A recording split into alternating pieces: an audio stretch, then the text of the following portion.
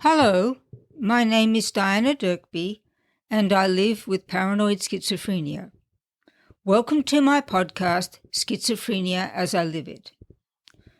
Today I want to underline that my new website and email are now live.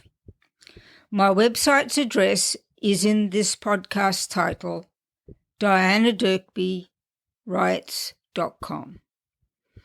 My new email address is also in this podcast title, diana@dianadirkbywrites.com. My brand new enhanced Instagram account can be found at @dianadirkby_writings. Everything on my older website has been transferred to the new one. In particular, you will still find my blog and podcast featured on the new site. I went with professional help to make my website more informative and inviting. Where do I see the future of this podcast going? The title, Schizophrenia as I Live It, will always be relevant, as indeed I live with this brain disorder. However, I am much more than just my mental illness, and I also want to highlight how I have managed to achieve a happy and fulfilled life despite my diagnosis. My life is not without problems, and some of these problems are weighty and originate in my mental illness. However, I have found the hope to believe I can always get past such setbacks with the help of my caregiver spouse and doctors. I also remind myself constantly that failing to reach a preset goal due to problems with my mental illness is not a tragedy. I am learning more every day about compromise. What can I reasonably expect to do on any given day? I ask myself that question at the beginning of the day and then prioritize so that I do the more urgent tasks first. I want to encourage hope in the hearts of all mental health consumers, even when they can't find it directly. One place to find hope is in health advocacy groups like NAMI, Bring Change to Mind, or SANE Australia. Going to a mental health support group once a week can be supportive and uplifting. I have spoken a lot in this podcast about my published book, The Overlife, A Tale of Schizophrenia, by Diana Dirkby, my pen name. My real name is Paula Tretkov. If you visit the book on Amazon or just search for it on Amazon using my pen name Diana Dirkby, you will find it as a paperback, as a Kindle book, and as an audiobook. I encourage everyone to listen to the audiobook as it makes the whole story come alive, to hear it as a tale told to you by someone else.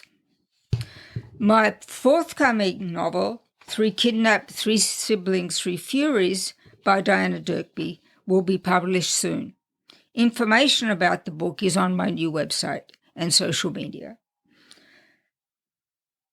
For insight into both books, I especially recommend my Instagram account, Diana Dirkby_writings.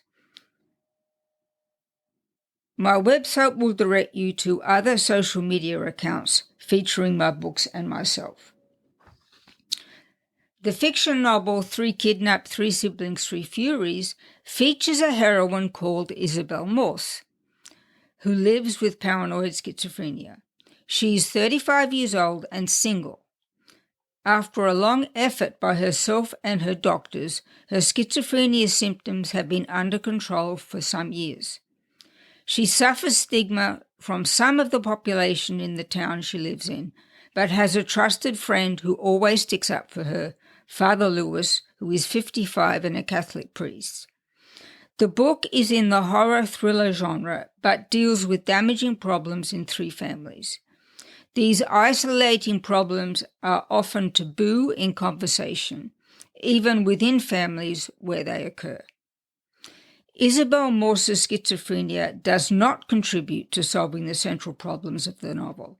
Instead, her many other aspects make her invaluable. Isabel is much more than her schizophrenia.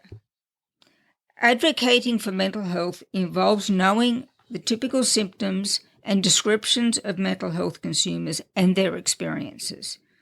This narrative can be written in the fiction genre, as I did with the character Sarah and her mother Jodie in The Overlife, A Tale of Schizophrenia, basing it closely on my experience of the same situation. Mental illness can be isolating. Sometimes the symptoms make you wish just to rest and be alone. You may be in a situation where the people you live with do not try to understand you. 3 Kidnapped, 3 Siblings, 3 Furies deals with another problem that can be isolating, sibling abuse. The 3 Furies from Greek mythology are surreal players in the drama who force the truth, the thriller part, to emerge through horrific acts, the horror part, performed on 3 kidnapped teens from 3 separate families. These nightmares occur even though there is a lot of love in the 3 families, directly affected by the shock of the kidnapping of their eldest child. So I see no reason to change the title of my podcast, even when I write about matters that do not involve schizophrenia. I live with schizophrenia, and I always will. So my writing will always be part of schizophrenia as I live it. Thank you for listening.